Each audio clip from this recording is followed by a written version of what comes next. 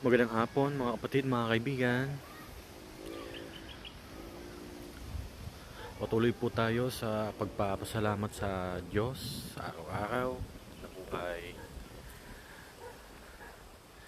Sana po iwasan natin yung pagkagalit sa puso.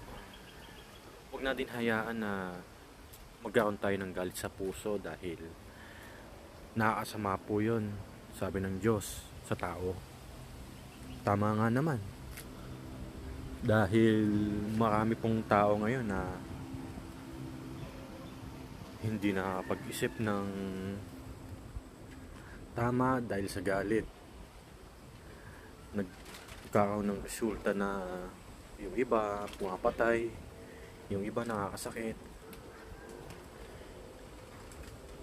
yung iba dahil sa galit nagiging miserable yung kanilang buhay dahil hindi nila napag-iisipan agad.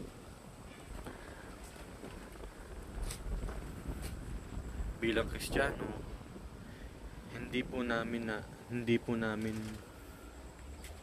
kaya magkaroon ng galit sa puso dahil hindi lang kami sa Diyos nagkakasala kundi